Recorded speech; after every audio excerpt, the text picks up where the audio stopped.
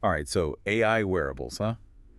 Seems like everyone and their dog's got an opinion on them these days. It's understandable, right?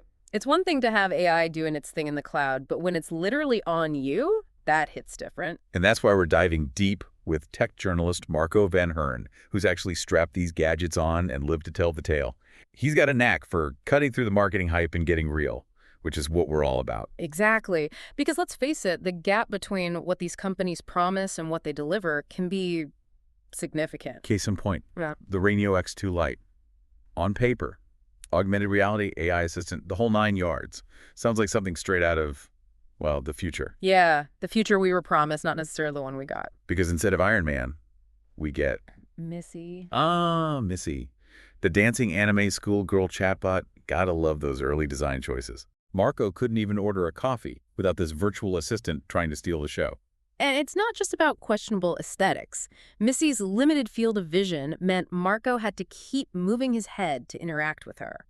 It highlights a fundamental challenge with AR. If you break that natural flow of vision, even for a second, the illusion is shattered.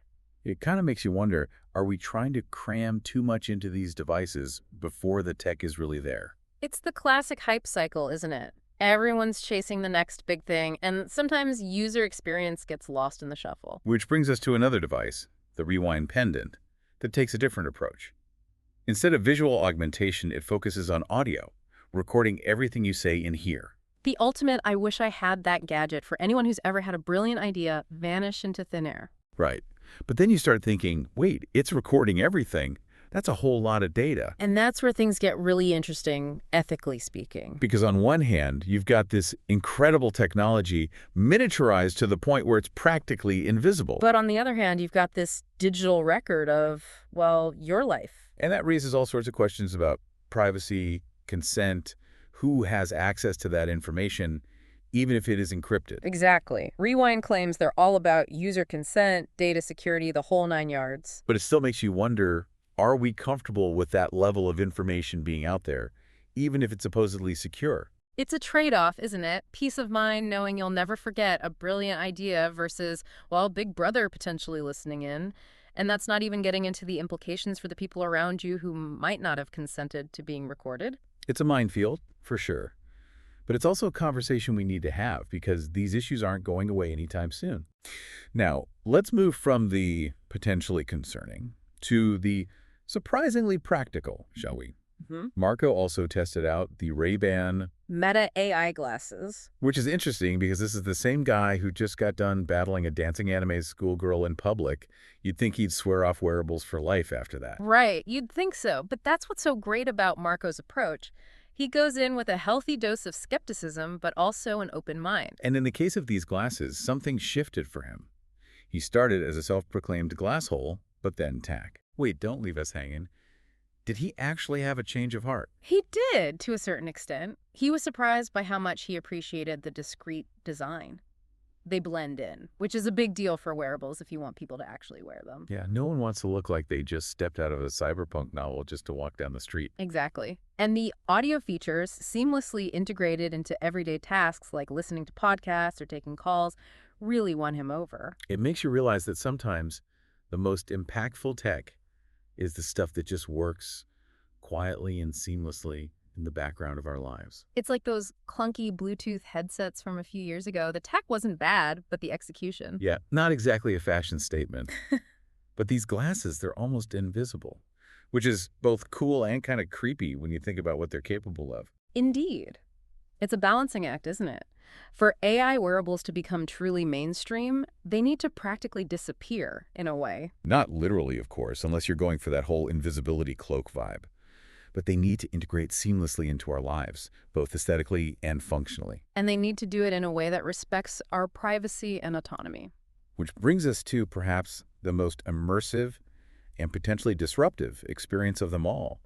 Marco's deep dive into VR with the MetaQuest 3 and the Immersed app. This is where the future of work conversation really heats up. The idea of swapping your desk for a limitless virtual workspace, working from anywhere, endless screens. It sounds both amazing and a little terrifying. It's a lot to process, for sure, and I think Marco's experience highlights both the incredible potential and the very real challenges of this technology. Because as much as we love to focus on the shiny new tech, The reality is sometimes it's not quite ready for prime time. True. But those early adopter experiences, the bumps in the road, they're all part of the process, right? For sure. And that's what makes this deep dive so valuable. We get to learn from Marco's misadventures. And hopefully avoid some of those pitfalls ourselves as we navigate this brave new world of AI wearables. And that's where Marco's insights become so valuable, right? Because he went beyond the demo, beyond the marketing materials.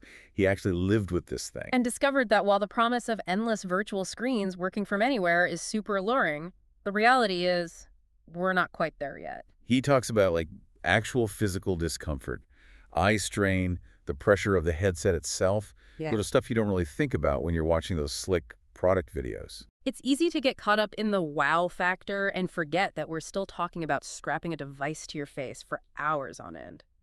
Ergonomics matter, even in the digital world, right? Totally. I mean, you wouldn't sit in a chair that gave you back pain all day. Why should our virtual workspaces be any different? Exactly. And that's why user feedback is so crucial at this stage. Developers need to know what works for people, what needs improvement, before VR can become a truly viable way to work for most people. It makes you wonder, too, about the social side of all this, right? Yeah. Imagine being in a meeting where instead of seeing your colleagues' faces, you're looking at a bunch of, well, avatars. It's going to be interesting to see how virtual etiquette evolves. Do the same social norms apply in those spaces? Do we need new ones? It's a whole new world, and we're all still figuring it out as we go. Especially since, right now anyway, most of those avatars still look like they belong in a video game. I don't know about you, but I'm not quite ready to rock that look on my morning commute. That's a key difference between something like the Quest and those Ray-Ban Meta glasses. One's designed for full immersion, the other for integration. And that subtle difference might be what determines which path these wearables take to the mainstream. It's funny you say that because as cool as the Quest sounds for certain tasks, I can't imagine wearing it all day every day. Whereas those glasses, they kind of fade into the background. And that's by design. As technology advances, it often becomes less about flashy features and more about seamless integration. The less we notice a device, the more likely we are to use it, right? It's like the difference between a clunky desktop computer and a smartphone. Both powerful tools, but one's with you all the time, practically an extension of yourself. Precisely. And with the Ray-Bans focusing on audio augmentation Claire calls, more immersive podcasts, they're tapping into something people already do constantly, listening. It's that whole solving a problem you didn't know you had approach. Instead of drastically changing our behavior, it enhances what we're already doing. And it does it discreetly, which is a whole other conversation about privacy. Just because we can make tech almost invisible doesn't mean we should, right? Right. Transparency is key. Users need to know what data is being collected, how it's being used, and have the ability to opt out if they're not comfortable. Absolutely. Trust is paramount, especially as these devices become more sophisticated, more integrated into our lives. It's a conversation that needs to happen alongside the technological development, not as an afterthought. Otherwise, we end up in this weird place where we're constantly suspicious of the very technology that's supposed to be making our lives better. Yeah. You know, and that would be a shame because as we've seen with both the good and the, well, that was interesting, experiences Marco has shared, there's a lot of potential here. Absolutely. It's a balancing act, finding that sweet spot between innovation, user experience, and ethical considerations. And it's a conversation worth having because as AI wearables continue to evolve, the choices we make today will shape the world we live in tomorrow. And it kind of brings us to the heart of it, doesn't it? We've covered a lot of ground, a lot of different devices, but what does this all mean for the average person? That's the question we should all be asking ourselves. It's easy to get caught up in the hype cycle, the latest and greatest gadget, but technology at its core should improve our lives in a meaningful way. Right. So how do we do that? How do we cut through the noise and figure out what really matters when it comes to this stuff? AI wearables. Well, it starts with asking the right questions, Yeah. right? Like, does this thing actually solve a problem I have? Or is it just a shiny new toy I'll play with for a week and then forget about? Right, right. Because it's easy to get seduced by the cool factor, but at the end of the day, It's got to be functional. It's got to fit into your life, and not just technologically speaking. We've got to think about the ethical side of things, too. Totally. We're not just talking about buying a new phone here. These devices, they're literally on our bodies, collecting data, potentially influencing how we interact with the world. It's a whole different ballgame. it's a paradigm shift. We've gone from tools we hold to devices that are becoming extensions of ourselves. And that's kind of scary, but also Kind of exciting, don't you think? No, absolutely. It's like those sci-fi movies where humans and machines start to merge. What seemed impossible a few years ago is suddenly becoming our reality. And we get to decide how that story unfolds. Not completely, of course, but we have a say. We choose which devices we invite into our lives, which ones we're not ready for. Like Marco with the Ray-Bans, right? Yeah. He went for that subtle augmentation over a full-blown VR experience, and that's a valid choice. Exactly. It's about recognizing that technology should adapt to us, not the other way around. We don't need to become cyborgs overnight. We can integrate these advancements gradually, thoughtfully, always asking ourselves, what are my values? What's important to me? It's like finding that sweet spot between embracing the future and staying true to ourselves, Right. not letting the tech dictate who we become. Well said. And that brings us to a really crucial point. As we're evaluating these AI wearables, it's not just about specs and features, and it's not even about design, really.